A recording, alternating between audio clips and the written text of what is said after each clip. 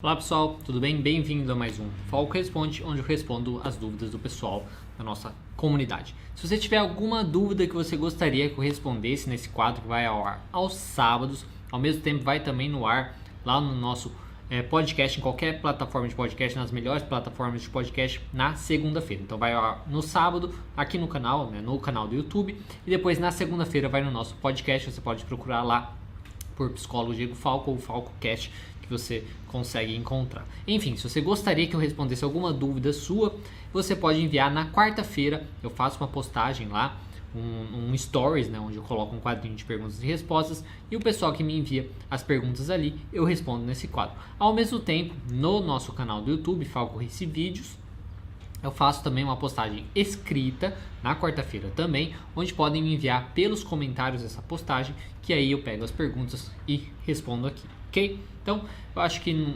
basicamente isso. Se você gostar desse vídeo, dê um gostei e compartilhe também com as pessoas que você achar que pode aí gostar. Lembrando também que todas as perguntas que eu vou responder estão aqui na descrição e com um timestamp na frente de cada uma delas, para que você às vezes puder pular dentro do vídeo mesmo para a pergunta que você gostaria de escutar, ok? Vamos à primeira pergunta. Acabei de me formar. Quais lugares bons indica para pós em TCC? Medo de indicar na clínica, dica. Deve ser medo de iniciar na clínica, dica para isso. Bom, na ideia de lugares bons para pós em TCC, o lugar que eu indico, se for para falar de especialização, eu indico o pessoal do CTC Veda, que é onde eu fiz a minha especialização em terapia cognitivo-comportamental.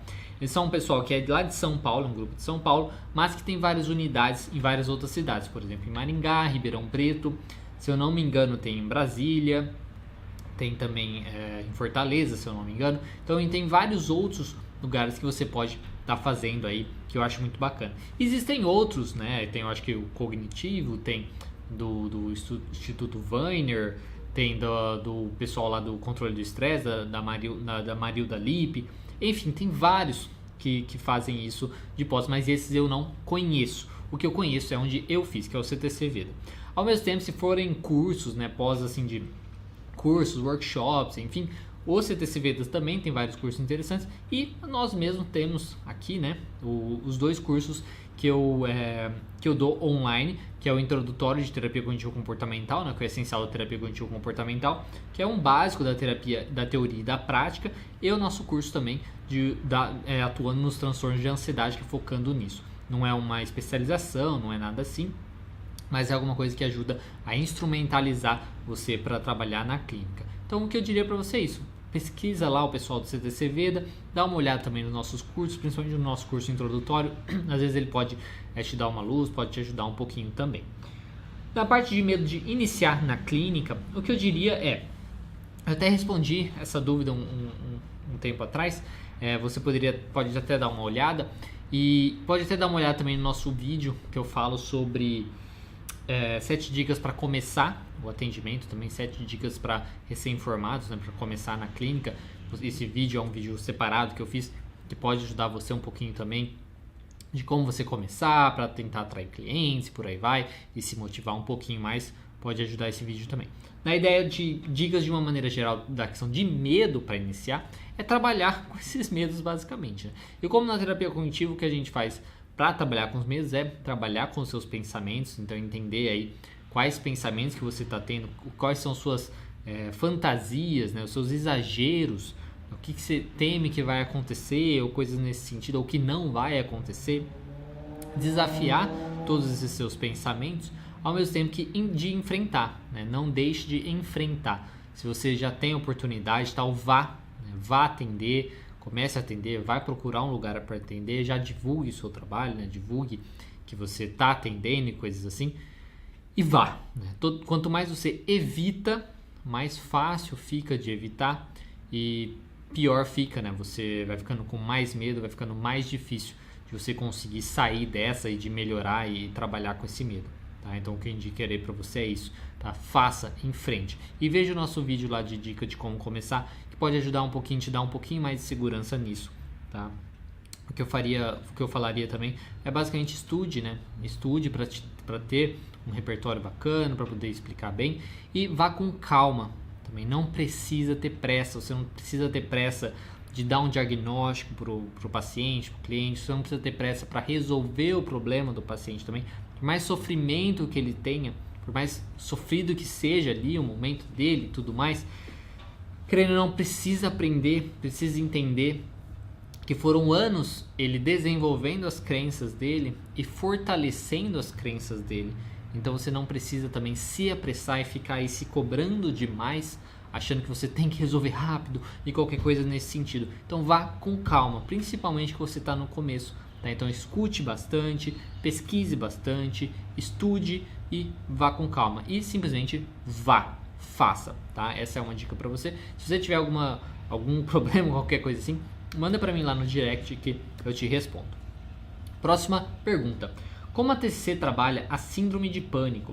A síndrome do pânico, de uma maneira geral, assim, se eu puder resumir bem assim, o primeiro ataque de pânico, né?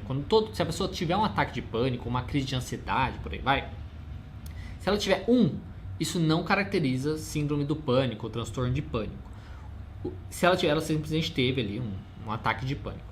E normalmente esse primeiro ataque é uma coisa que vem do nada, que ela não consegue explicar muito bem o porquê, né? Simplesmente surgiu aquilo e ficou muito mal, tal. Normalmente tem um porquê, tá? Mas não é tão importante, né? No caso do transtorno de pânico. Por quê? O que caracteriza o transtorno de pânico?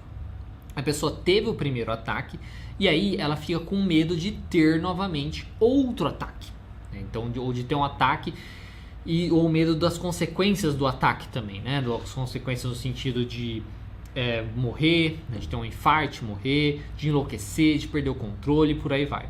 Então, ela vive constantemente com aquele medo de ter outro ataque. E aí, o que faz com que ela tenha esse medo e fique ali em constante hipervigilância, né? Atenta?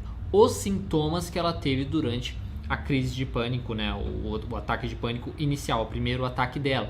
Então, ela fica atenta aos sintomas dela. Então, o coração começa a bater mais forte. Tá vendo? É um sinal que eu vou ter um ataque cardíaco. Ai, meu Deus, preciso ir pro hospital. Começa a medir a pressão, coisa desse tipo. Ou muda a respiração, ou ela começa a suar, enfim.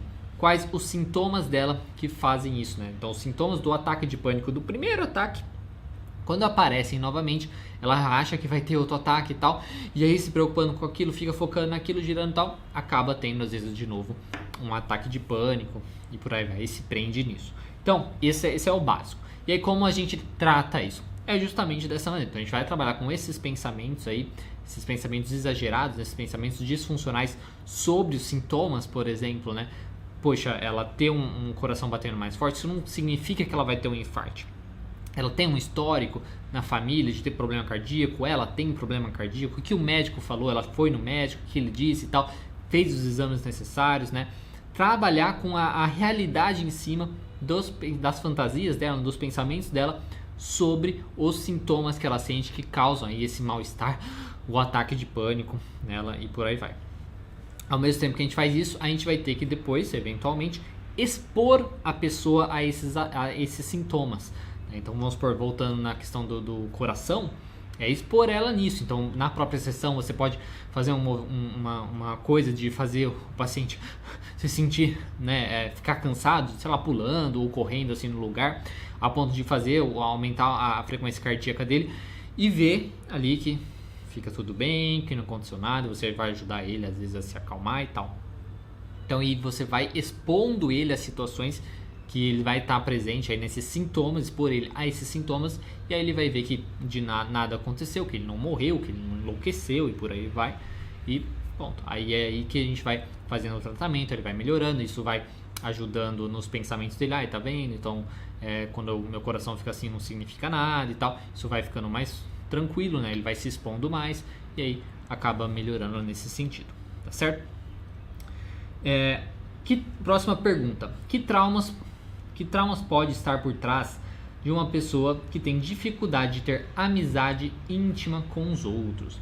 Quando a gente fala de, seja amizade, seja qualquer relacionamento, né? Medo de intimidade, né? De uma maneira geral, as coisas que podem estar por trás, basicamente são teorias, né? Mas uma teoria bem utilizada, bem falada, é a relação que a criança teve, ou o bebê teve com os pais. Muitas vezes uma teoria que fala que a ideia é que uma criança, vamos supor, ou um bebê, que às vezes estava sofrendo muito, que estava, sei lá, com dor, ou, sei lá, angustiado com alguma coisa, né, alguma coisa assim, e o pai, ele pode ter agido de duas maneiras bem disfuncionais. De uma maneira, simplesmente ignorou, então ignorou aquilo totalmente, e aí a criança sente que ela não pode contar com o outro, né? Quando ela estiver muito mal, o outro vai se afastar, o outro não vai ajudá-la a lidar com aquilo e por aí vai. Então isso pode causar no futuro um medo, né, de que os outros vão se afastar quando ela se expõe, quando ela demonstrar suas fraquezas, suas vulnerabilidades. Ao mesmo tempo, um outro comportamento que o pai pode ter é de se desesperar demais. Então se desespera, ai meu Deus, ai não, filho, não sei o que e tal. Então fica muito desesperado, ao invés de tentar acalmar também aquela criança, de tentar normalizar aquele sentimento, aquela emoção, de deixar que vai passar, mostrar que vai passar, que não tem problema e por aí vai.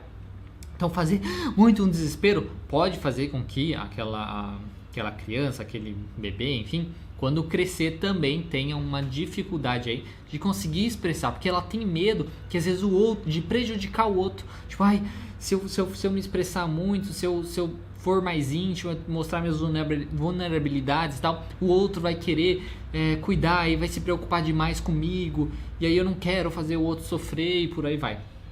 Então essas são duas possibilidades, né, de traumas, digamos assim, né, de eventos aí da infância, quando a gente é bebê, da infância, que pode estar por trás de uma pessoa com dificuldade de ter intimidade com os outros, seja uma questão de amizade, seja uma questão de relacionamento amoroso, por aí vai, tá? Então é uma questão de, como eu disse, são teorias, né? Não tem como a gente falar, é isso e ponto, mas isso é uma das coisas que a gente acredita, tá? Essas são duas coisas que a gente acredita.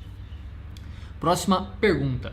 Consequências do abuso sexual infantil com o indivíduo mais tarde na vida adulta. Remetendo à pergunta anterior, é a mesma coisa, né? Tipo, então assim, uma criança aí que teve um abuso sexual infantil, o que a gente percebe, né, o que a gente mais, digamos, os relatos mesmo, né, quando a gente vê na vida, o que a gente mais percebe são duas consequências novamente, né?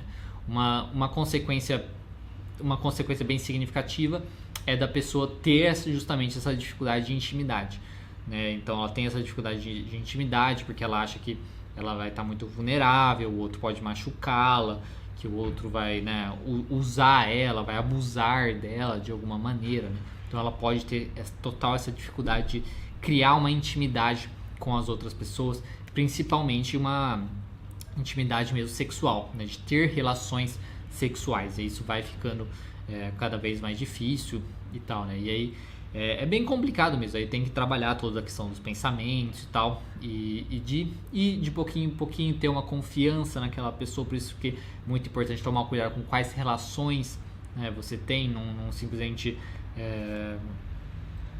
tentar ter relação sexual com qualquer pessoa e tal, principalmente nesses casos, né? Então, porque é uma coisa muito íntima, a gente fica muito vulnerável, né? Então tem que tomar esse cuidado. Então isso é uma coisa que pode acontecer, uma dificuldade nas relações, achar que a pessoa vai trair, que a pessoa não é sincera, porque querendo ou não, quando a gente está falando ainda de abuso sexual infantil, normalmente, né, em muitos casos, às vezes são familiares, né? Então pessoas que teoricamente deveriam proteger a gente, que a gente deveria confiar, o que a gente tem que confiar, né, que são as pessoas mais íntimas mesmo, né, e tal.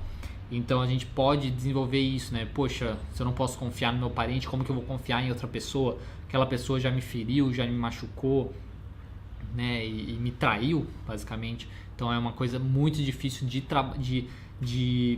ter as relações mesmo, de prejudicar muito as relações futuras.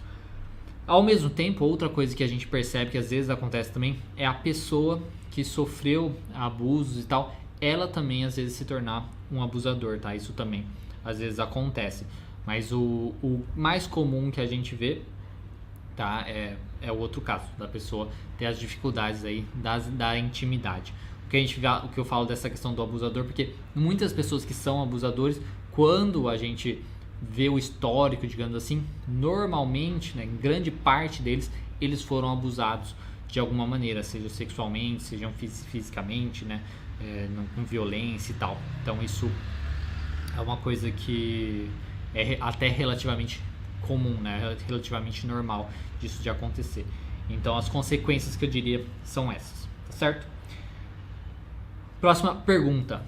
O que pode desenvolver uma pessoa sociopata? Ambiente ou genética? Diferença de psicopatia e... Não completou aqui, mas deve ser sociopatia. Bom, primeiro, o que pode desenvolver uma pessoa sociopata, ou psicopata, né, no caso, o que a gente analisa, o que a gente mais vê é uma mistura, tá? Uma mistura de coisas. Digamos assim, que há uma probabilidade maior de pessoas que têm parentes, principalmente parentes mais próximos, né, como pais, por exemplo, pais que têm o transtorno de personalidade antissocial, né, que digamos, é o nome científico, né, clínico disso, do psicopata. Pessoas que têm parentes ou familiares, principalmente mais próximos, como pai, mãe, enfim, que tem o transtorno de personalidade antissocial, essas pessoas às vezes têm um pouco mais de tendência de desenvolver o transtorno, né, também do transtorno de personalidade antissocial. Nesse caso, a gente pode dizer, então tem uma questão um pouco genética. Só que o que se observa é que às vezes até mesmo crianças adotivas, né, filhos adotivos de pais que são psicopatas, também podem desenvolver isso. Aí a gente pode dizer também que tem uma questão do ambiente. E também a gente observa, novamente, quando a gente fala da questão do abuso, o abuso está muito presente nisso, né, nesses indivíduos, né, seja um abuso verbal, um abuso, um trauma muito grande, né, muito forte quando era da infância e tal. E abusos, como eu disse, verbais, abusos físicos muito sérios e por aí vai. Isso pode ajudar a desenvolver isso, tá? Então, não é uma coisa assim que existe é isso e ponto, tá? Mas de uma maneira geral a gente pensa que é uma certa mistura de genética com o ambiente. O que a gente consegue ver aí é que o ambiente tem uma influência muito grande. Como eu disse, por exemplo, da ideia aí de filhos adotivos poderem desenvolver isso também. E na diferença, né, de psicopata e sociopata, isso é uma coisa que é muito... Tipo, tem uma certa discordância aí de algo das pessoas, né? Tem gente que fala assim, é a mesma coisa, tá? Então não importa isso. Tem gente que até fica bravo, que não gosta, que falem isso, fala assim, é besteira, fica dando nome diferente e tal. Outras pessoas já falam que há uma certa diferença. O psicopata, eles costumam falar... Tem gente que fala, por exemplo, o psicopata seria genético, né? Voltando na ideia, o psicopata seria alguém que é genético, ao mesmo tempo que é alguém que é mais calculista. Alguém que quando ela faz o mal, né, ou qualquer coisa nesse sentido, ela se preserva muito, né? Então ela pensa muito nela antes, então ela faz uma coisa bem mais calculada e tal, para se preservar, para não se prejudicar de alguma maneira. Enquanto o sociopata seria algo formado mais pela sociedade, de uma maneira geral, pelo ambiente dela. E também, ela, além de ser formada pelo ambiente, ela é mais impulsiva, né? O sociopata ele é mais impulsivo.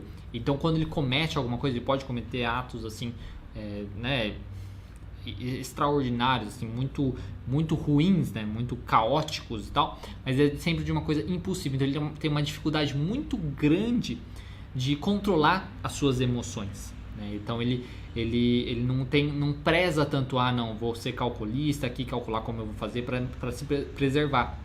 Ele simplesmente faz porque acha que tem que fazer para não se prejudicar, para não sair por baixo e tal, e faz e ponto, né? Não se preocupa tanto com ele nesse sentido. Então é como se fosse uma pessoa um pouco mais emotiva, né? Que faz e ponto, e o psicopata ele é um pouco mais calculista, um pouco mais frio. Essas são algumas diferenças que as pessoas falam, mas como eu disse, não há um consenso, tá? Que haja realmente essa diferença, porque de uma maneira geral, essas duas coisas, seja psicopata e sociopata, elas estão dentro aí do transtorno de personalidade antissocial, tá? Então é uma coisa que não tem tanto essa diferenciação, a gente vai às vezes buscando algumas outras explicações, tentando diferenciar um pouco mais, mas não existe aí a coisa clínica mesmo, falar, não, esse é psicopata, esse é sociopata. Então são mais teorias que as pessoas dão aí, tá certo?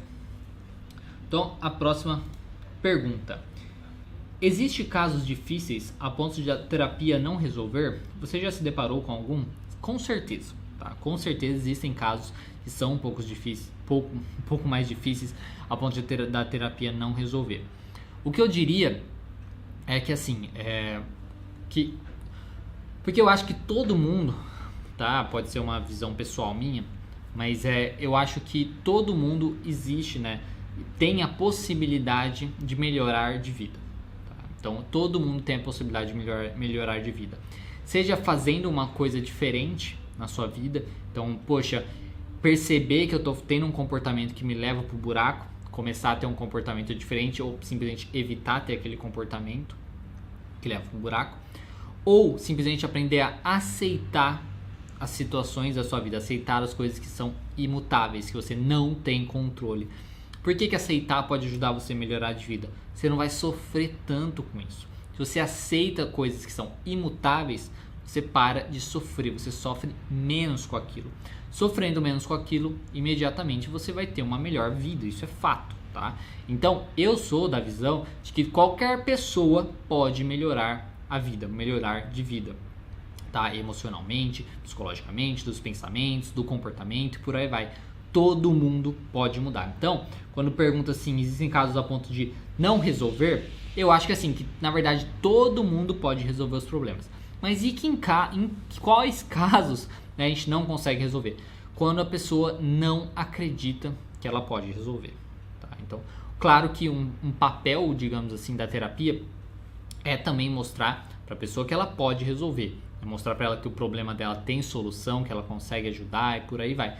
Mas às vezes a pessoa tem muita dificuldade de compreender isso. E às vezes não está tão disposta de tentar também. Porque tem pessoas que às vezes tá tão arraigado aquele problema que ela não está disposta em tentar fazer alguma coisa diferente. Ela já acostumou a viver com aquilo daquela maneira por muito tempo, são muitos anos da vida dela. Novamente, ela desenvolvendo as crenças dela e fortalecendo essas crenças dela. Então aí ela às vezes não quer tentar, ela quer se manter naquilo mesmo. Quer assim, né? Não que ela quer, não é uma pessoa, ninguém quer ficar depressivo, quer ser ansioso, não é isso.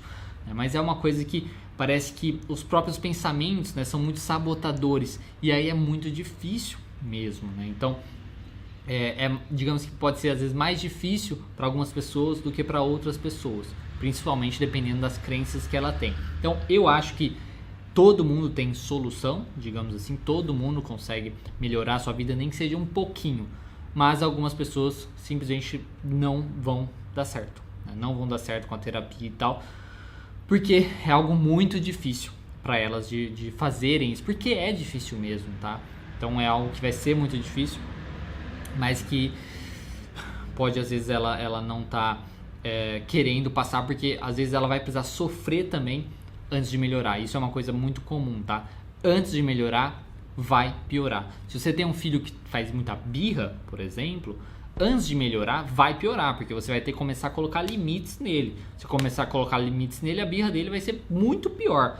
Mas você tem que aguentar aquilo, então vai piorar antes de melhorar. Se você tem um transtorno de ansiedade, por exemplo, você tem que se expor ao que te causa ansiedade, correto? Então, antes de melhorar, de você conseguir superar aquela ansiedade, você vai ter que se expor àquilo. Isso vai causar muito sofrimento, muita dor. No caso, vai piorar antes de melhorar. E às vezes a pessoa também não quer isso, né? Porque ela já está sofrendo demais. E como assim vai piorar antes, né? Então, é muito difícil. Mas eu acredito que todo mundo tem solução, tá? Alguns casos são mais difíceis. E aí vai muito da motivação da pessoa, dela conseguir aquilo. Por isso, né, que em alguns casos, principalmente casos mais graves, às vezes o uso da medicação, tá, pode ajudar, porque muitas vezes as pessoas são contra a medicação, não sei o que e tal, mas a medicação pode ajudar justamente nesses casos, porque a pessoa vai querendo ou não se sentir melhor, então aquela emoção não vai causar tanto sofrimento nela, ela se sentindo melhor, ela consegue pensar melhor sobre aquilo e, digamos, tomar as atitudes necessárias para lidar com aquilo. E aí, como o trabalho aí junto, às vezes, com um psiquiatra pode ser tão produtivo e benéfico, certo? E se eu já me deparei com casos assim, sim, né? Isso é uma coisa muito comum na realidade, tá? De você se deparar com pessoas que têm a dificuldade ali ou às vezes, simplesmente às vezes de não entender o processo da terapia, né? Já tive casos de pessoas que vieram assim na primeira sessão, sendo que a primeira sessão é simplesmente uma entrevista, tá? Para eu conhecer, saber qual é o problema da pessoa e tal, não é nada de tratamento, nada assim. E veio nessa primeira sessão, aí passou uma semana, aí eu perguntei como foi a semana e tal, na segunda, e ele falou, eu não melhorei nada, tipo, poxa, mas ninguém tava esperando, ninguém tava esperando isso, né? Então, é uma coisa que muitas vezes dá expectativa do cliente, também do paciente. Isso pode minar bastante, atrapalhar bastante a sua melhora, o seu tratamento, tá certo? Vamos à próxima pergunta, então. Por que o TOC deixou de ser considerado transtorno de ansiedade? Eu já tinha respondido essa dúvida antes, né? Na realidade, eu ainda considero um pouco, porque quando eu aprendi, né, sobre o TOC, sobre os transtornos de ansiedade, ele ainda era considerado, até mesmo nos livros, né, lá do Beck de ansiedade, tem o TOC, no curso também que eu dou, do terapia cognitivo comportamental atuando nos transtornos de ansiedade, tem o TOC lá, né, como um módulo separado. Então eu ainda coloco lá e tal, mas isso no fim das contas não importa tanto, não. O importante é você saber lidar ali com o transtorno e ponto. Mas por que ele não é mais considerado transtorno de ansiedade? Algumas pessoas acreditam que é porque na realidade ele não está tanto relacionado com a ansiedade, mas como se ele tivesse mais relacionado com as funções executivas. E as funções executivas com que elas são? Elas são tipo um grupo de processos que ajudam aí o controle cognitivo do comportamento, tá? Então seria como se a pessoa ela tivesse uma dificuldade aí de controlar o seu comportamento, as suas compulsões e por aí vai, e não necessariamente relacionado a tem uma coisa que me causa ansiedade, por conta da ansiedade eu tenho comportamento, tá? Então isso é uma visão aí que algumas pessoas acham que é por isso que deixou de ser relacionado com transtornos da ansiedade, certo? Próxima pergunta.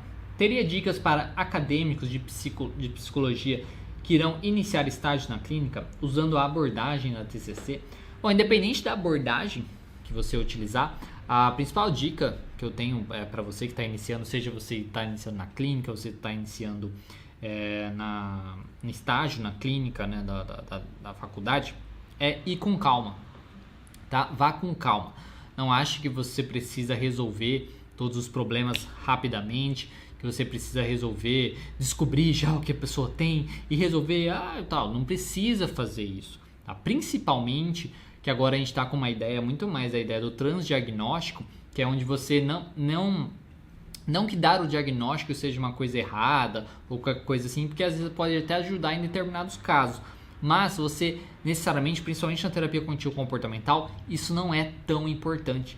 Não importa o diagnóstico na realidade do paciente. O que importa? Quais pensamentos que ele tem que causam um mal-estar nele, qual o pensamento que ele tem que causa as reações disfuncionais dele, o que ele pensa sobre essas reações disfuncionais, no caso, por exemplo, do pânico, como eu disse, né? Então, se ele tem as reações disfuncionais, o coração começa a bater mais forte, o que ele pensa sobre isso gera todo o transtorno.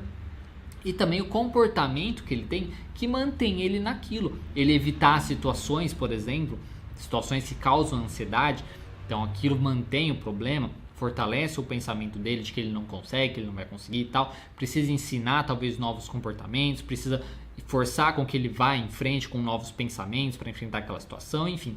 Isso é o mais importante. Então é focar nessa ideia do transdiagnóstico, tá? Que você não precisa às vezes dar um diagnóstico fechado e tal, você tem isso e ponto. Então focar nisso do transdiagnóstico, ir com calma. Vá com calma, entenda que você não precisa resolver tudo de uma vez. Vá com calma, estude, veja também, né? Depois de você fazer o atendimento, vá buscar sobre isso, buscar artigos científicos sobre isso, buscar na literatura, né? Nos livros também. Vá nas supervisões, né? Com o professor também, claro. Então isso eu acho que é o que eu teria para falar. Vá com calma, não se apresse, entenda que você não vai salvar todo mundo, né? Que é uma coisa que é para ir com calma mesmo.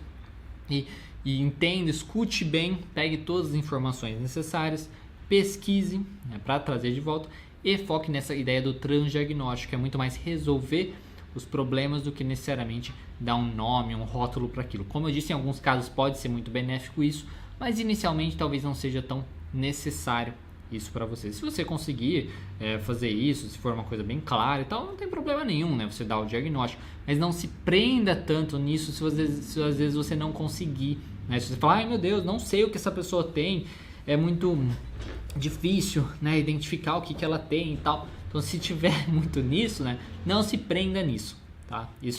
Essas são as minhas dicas para você, certo? Próxima pergunta. O que é e como elaborar uma formulação cognitiva? Bom, a formulação cognitiva, ou o que algumas pessoas chamam de conceituação cognitiva, vai depender muito de qual autor que você trabalha, tá? Tem algumas formulações que o pessoal gosta de usar, que é de Oxford e tal, e outros que usam do pessoal lá do Instituto Beck, da Judite e tal. Então, tem vários outros, né? Imagino que tenha outros também que podem ser um pouco diferentes, né, um dos outros. O que eu utilizo é o básico aí que você encontra no livro da Judith Beck e tal. O que seria essa formulação cognitiva, essa conceitualização cognitiva? É uma espécie de mapa, né, do cliente, onde a gente pode saber, onde a gente pode tentar entender ali da onde vêm os seus problemas, da onde vêm as suas dificuldades, quais são as suas crenças, né, ativadas ali no momento que causam todos os problemas, as suas suposições também, né, os seus pensamentos sobre os problemas, os comportamentos que mantêm o problema dele e o que ele faz, né, para manter aquele problema dele, suas emoções e por aí vai. Então eu vou ter que deixar aqui na tela aparecendo uma ideia de como que é uma conceituação cognitiva, tá? O modelo dela. E como na sua outra pergunta foi como elaborar. Como elaborar a conceitualização, como você pode ver, tem essa parte, por exemplo, embaixo, né, essa parte de baixo aqui, que é a parte da situação, pensamento automático, significado do pensamento automático, emoção, comportamento, né, e resposta fisiológica. A gente começa iniciando por isso daqui, porque a gente faz durante as sessões o RPD, né, que é o Registro de Pensamentos Disfuncionais, que basicamente é isso, né, situação, pensamento e tal. A gente fazendo isso durante as sessões, a gente começa preenchendo então essa parte aqui embaixo, né? Então, situação, pensamento automático, significado do pensamento automático, emoção, enfim. Depois que a gente completou isso, né, com várias situações típicas, situações que normalmente acontecem aí durante os casos, né, durante a terapia, situações que acontecem com o paciente. Depois que a gente completou isso, a gente vê situações que são parecidas, aí a gente pega isso aqui e começa a juntar a parte de cima, né? Então, as crenças nucleares ou as crenças centrais, o que são? São basicamente o significado do pensamento automático. Então, o que o paciente pensa sobre o seu pensamento seria basicamente as crenças. Então, por exemplo, eu sou esquisita, eu sou estranha, eu não vou dar conta, eu sou incapaz, eu sou burro, enfim. O que aquele pensamento, vamos supor, se o pensamento eu vou tirar 0 na prova, esse é o pensamento. O que isso diz sobre você? Diz que eu sou burro, né? Eu sou burro, que eu sou incompetente, que eu sou incapaz e tal. Eu sou incompetente, tal, isso é o significado daquele pensamento. Isso aí seria a crença. Então aí entra na parte da crença nuclear. A crença nuclear é a crença central. Depois, a parte dos comportamentos, a gente tem que ver se eles se encaixam nas estratégias compensatórias ou comportamentos de segurança, que são basicamente os comportamentos que o sujeito tem, que o paciente tem, que mantém ele no problema. Então, por exemplo, uma evitação. Então, por exemplo, na mesma ideia aí, que eu vou mal na prova e tal, significa que eu sou burro, então o que eu vou fazer? Eu vou evitar, vou deixar de ir na prova, vou fazer a outra prova mais pra frente, porque daí eu posso estudar mais, enfim. Ele tendo esse comportamento de não fazer a prova, ele está evitando aquela situação. Ele evitando essa situação, isso é uma estratégia compensatória, onde ele está evitando para não mostrar, para não se provar que ele é burro, digamos assim. E aí ele tem essa estratégia compensatória. Aí pensando na crença junto com as estratégias compensatórias, a gente forma os pressupostos, que basicamente assim, se eu for fazer a prova, eu vou mal e vou mostrar que eu sou burro. Se eu não for fazer a prova, vai ficar tudo bem, porque daí eu não vou precisar provar nada, eu vou poder estudar e tal. Então aí são os pressupostos que o indivíduo tem, são as regras, digamos assim, de como ele deve funcionar. Então se eu não expor o que o que eu sou, digamos, não, se eu não fizer tal coisa, eu não vou expor o que eu sou. Ou se eu tiver tal comportamento, eu não vou expor o que eu sou. Por exemplo, eu vou ser perfeccionista, né? Se eu fizer tudo perfeito, eu não vou expor que eu sou uma pessoa incompetente, por exemplo, né? Então é mais ou menos assim. Sei que às vezes pode parecer um pouco confuso a um primeiro momento, mas com a prática vai ficando mais fácil, tá? Eu tô falando de uma maneira bem por cima assim, porque né? É basicamente o tempo que a gente tem para isso. Mas depois eu vou fazer eventualmente um vídeo falando especificamente sobre isso. Mas é basicamente assim, tá? Essa é a formulação cognitiva. Porque daí a gente vai saber com essa formulação o que a gente vai trabalhar. Então a gente vai trabalhar, por exemplo, em cima dos pressupostos, a gente vai trabalhar em cima das crenças, trabalhar em cima desses comportamentos, né? Evitando que ele tenha esses comportamentos, trabalhando com comportamentos também mais funcionais, trabalhando também com os seus pensamentos e por aí vai. Então, essa formulação nos dá um mapa de como o cliente funciona e onde a gente pode trabalhar com o cliente, tá certo? Espero ter respondido a sua dúvida. Próxima pergunta. Boa noite. Como recuperar e manter a força de vontade? Obrigada. Bom, para recuperar uma força de vontade, né, como eu sempre coloco, infelizmente o único jeito de fazer isso é trabalhando nas suas metas, né? Trabalhando nas suas metas e vendo as vantagens e as desvantagens de você conseguir aquelas metas, de você atingir aquilo, tá? Então isso é uma coisa que você pode fazer. Então quais são suas metas? As suas metas são realistas? As suas metas são realmente coisas que você realmente quer, né, ou não? Porque muitas vezes às vezes a gente acha que a gente tem uma meta e a gente acha que a meta tá certa, é isso que eu quero mesmo. Mas muitas vezes não, né? Muitas vezes não é bem o que a gente quer. Às vezes a gente quer aquilo porque outra pessoa quer, ou a gente quer aquilo pelos motivos errados. E aí fica muito mais difícil de se motivar. Quando a gente quer, por exemplo, alguma coisa só por uma questão financeira, às vezes é muito mais difícil a gente conseguir se motivar. Para algumas pessoas não, né? Para algumas pessoas aquilo na questão financeira pode ser tudo para ela e pronto, se motiva ali para aquilo e segue em frente. Mas para algumas pessoas não, porque às vezes elas precisam fazer algo que dá paixão para elas, né? Algo que dá uma coisa assim, não, eu sei que eu estou fazendo algo melhor para mim, para eu crescer como pessoa, para ajudar o outro, para ajudar o mundo, para, sei lá, entendeu? Para coisas nesse sentido, para o futuro, né? Para o meu filho, porque às vezes a questão do dinheiro tem isso também. O que às vezes ajuda a motivar a pessoa não é simplesmente dinheiro, é o que ela fazer com isso. Poxa, eu quero ter dinheiro para poder dar um futuro melhor para o meu filho. Isso às vezes ajuda uma motivação maior, porque não é só ter o dinheiro, é a ideia de que aquele dinheiro vai ajudar o filho da pessoa ter um futuro melhor, por exemplo. Então, o que é que te motiva? Né? Tipo, por que te motiva aquilo? Se aquilo é muito válido. Essa ideia de você saber a sua meta e saber realmente a sua meta, o sentido que aquilo tem para você, isso é muito importante, tá? Inicialmente. E depois fazer as vantagens e desvantagens de conseguir aquilo, né? Poxa, se eu conseguir, eu vou conseguir isso, blá blá blá. Então listar isso ajuda aí você a ganhar um pouquinho mais de força de vontade para aquilo, tá? Mas inicialmente você precisa estar fazendo alguma coisa real, né? Que realmente você quer fazer. Não adianta nada você estar tentando buscar uma força de vontade por uma coisa que você, no fim das contas, não é o que você realmente quer, que você está fazendo por conta de que outras pessoas querem que você faça e tal. Vai ser muito difícil você ter essa força de vontade.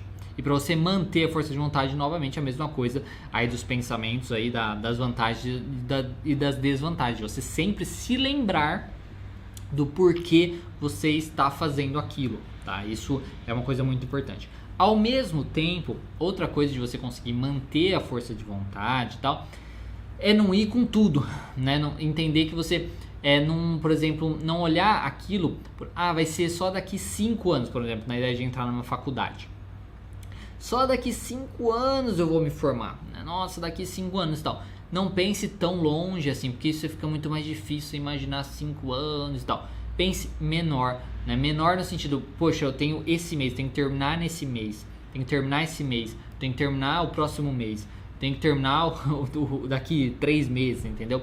Diminua aí a janela, né, que você está olhando, que você está buscando atingir, que você está buscando completar, porque é muito mais fácil você conseguir naquele tempo. Por exemplo, é igual fazer atividade física. Se você pensa que você tem que correr, né, correr ou andar, que seja, por 30 minutos, é muito mais difícil. Agora, se você for contando de 5 em 5, é muito mais fácil. Você falar, 5, ou fazer, não sei se você já fez, por exemplo, atividade prancha, né, que é ficar assim, com os dois braços assim, ou assim, né, tipo, deitado, né, no chão assim, né, em pé, não sei se dá pra entender o que eu tô falando. Mas ficar nesse jeito, por exemplo, por 1 minuto. É uma coisa que é relativamente difícil para a maioria das pessoas. Só que se você ficar pensando, é 1 minuto que eu tenho que ficar, é muito mais difícil. Agora, se você pensar em 10 segundos, são só 6 vezes que você tem que fazer isso. Se você pensa, conta 10, opa, foi 10. Conta 10, conta 10. É muito mais fácil de você se manter motivado, tá certo? Então, o que eu falaria para você, na ideia de recuperar e manter a força de vontade, é primeiro, pensa na sua meta. Essa meta é realmente algo que você quer? Por que você quer aquilo? Por que você quer aquele objetivo? O que você vai ganhar com aquilo? Lembre das vantagens e das desvantagens de ganhar aquilo. Das vantagens e das desvantagens de não ganhar aquilo, de não fazer aquilo, de não atingir aquilo também, para se lembrar daquilo constantemente, para tentar te motivar. E o objetivo final é muito importante, tá? O objetivo final não, porque eu quero me aposentar cedo, porque eu quero, como eu disse, dar uma vida melhor para o meu filho, que eu quero viajar pelo mundo, eu não sei. Mas pense nisso, no objetivo final, e que seja algo genuíno, tá? Verdadeiro, não porque outra pessoa falou. Outra pessoa falou, é porque eu quero viajar, então também quero viajar. Não, tem que ser algo verdadeiro para você, tá? Às vezes para você é simplesmente, nossa, não ter mais que me preocupar e poder morar ali no sítio e ponto. Tá? Então vê o que é pra você, por que atingir aquilo pode ser tão importante, tá? Não vá nas dos outros, digamos assim. Ao mesmo tempo, diminua aí a janela do que você tem que esperar, do que você tem que fazer. Se você tem que fazer alguma coisa, não pense que vai demorar tudo aquilo. Diminua aí, eu tenho que fazer só esse passo, só mais essa semana, só mais essa semana, só mais esse mês, poxa, é só mais um ciclo lá, só mais essa atividade, só mais essa tarefa. Vá fazendo aí de pouco em pouco para conseguir manter essa motivação, certo? Espero ter respondido. E a última dúvida de hoje: como melhorar a falta de ânimo em adolescente e a falta total de dedicação aos estudos? Muito obrigada, conheci hoje seu canal e já gostou. Gostei, obrigado que bom que você conheceu e gostou do canal, né? Bom, para essa ideia de falta de ânimo em adolescente, assim como eu falei no coisa anterior, precisa entender isso, né? Por que tá desanimado? Talvez uma conversa, talvez entender aí o que tá acontecendo às vezes nos relacionamentos e tal, de uma maneira geral. Se você tá falando em ânimo de uma maneira geral dele, tentar conversar com esse adolescente, ver o que está acontecendo com ele e tal, talvez levar ele numa terapia, alguma coisa assim, pode ajudar também. Se você está falando na ideia de ânimos de estudos, é muito difícil mesmo um adolescente ter ânimo para estudar, tá? Tem alguns que tem, tá? Mas é bem mais difícil, porque eles não conseguem pensar tão lá na frente, né? Adolescente, criança não pensa lá na frente. O adulto que pensa, não é à toa que a gente se arrepende tanto, né? Porque a gente pensa, se eu soubesse quando eu era mais novo, se eu soubesse o que eu sei hoje, eu teria feito diferente e tal. Claro que teria, mas a vida não funciona assim. Infelizmente a gente vai aprendendo conforme a gente vai passando pelas coisas. Então, ter um ânimo e tal é muito mais difícil mesmo. E como ter esse ânimo? Novamente, conversa. Mostrar, tentar trabalhar aí com esse adolescente quais são os seus sonhos, como eu falei na resposta anterior. Quais os sonhos dele? Quais os sonhos desse adolescente? Quais as metas dele? O que ele quer atingir? Quem ele quer ser? Que pessoa, que vida ele quer ter? Digamos assim, isso pode ajudar a tentar motivar. Porque depois que a pessoa sabe o que ela quer atingir, a gente pode trabalhar o que ela precisa fazer para atingir aquilo.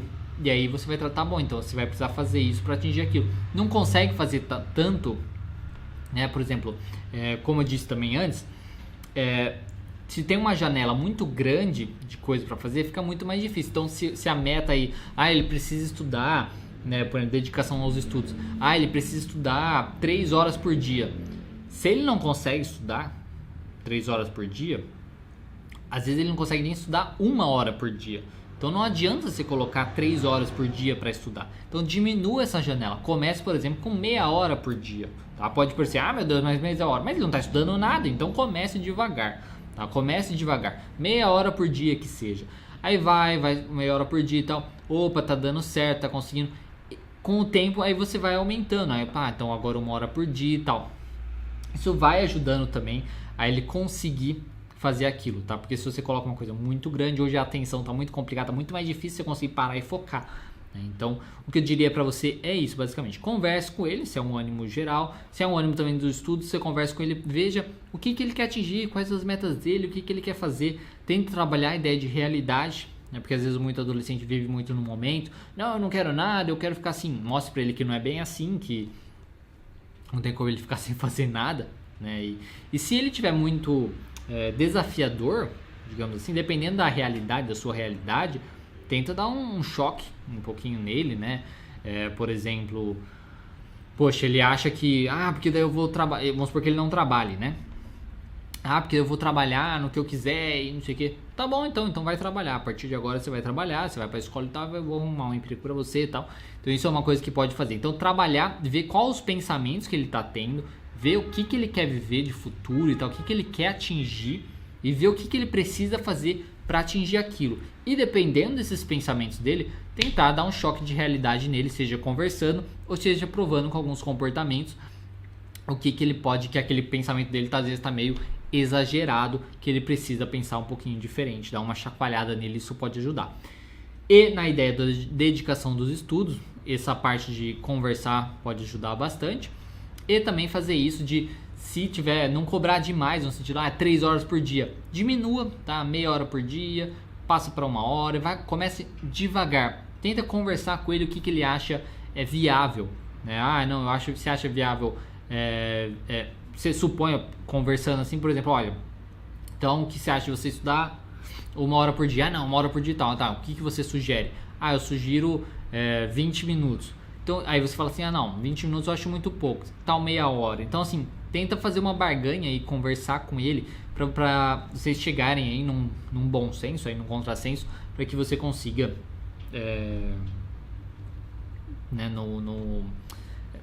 atingir o que você quer atingir. E aí, com o tempo, vá aumentando isso também, mas claro, você conversa com ele isso também, tá certo? Espero ter te ajudado um pouco com isso. Não sei se te ajudei. Qualquer coisa você pode mandar lá no direct, lá no nosso Instagram, Terapia Cognitiva Online, que eu tento te ajudar por lá também, certo? Bom, pessoal, era isso que eu tinha pra falar hoje pra vocês. Se você gostou desse vídeo, dê um gostei. Se você não gostou, dê um não gostei. E qualquer coisa é só você mandar nos comentários. Se você acha que alguma dessas perguntas ajuda alguma pessoa que você conhece, envia pra elas, compartilha também nas suas redes sociais, que pode ajudar bastante a gente aqui no canal e também pode ajudar a pessoa, tá? E lembre-se de que você pode seguir a gente lá no Instagram, Terapia Cognitiva Online. Lá eu respondo dúvidas também de segunda-feira, de segunda e terça-feira eu respondo as dúvidas por lá. Eu converso, solto bastante coisa também lá pelo Stories, postagens diárias lá também no feed, tem bastante coisa. E também se inscreve aqui no nosso canal e dê um joinha, como eu já disse também, se inscreve. Clica nas notificações também, aciona as notificações para você receber todas as nossas novidades. Nós temos 3 vídeos diferentes aí toda semana, ao mesmo tempo que temos vídeos diários, são as pílulas dessas perguntas, das dúvidas passadas, tá certo? Então tem vídeo todo dia, basicamente, e 3 vídeos semanais que são novos, digamos assim, inéditos, tá certo? Então é isso, qualquer coisa é só mandar nos comentários. Muito obrigado e até o próximo vídeo.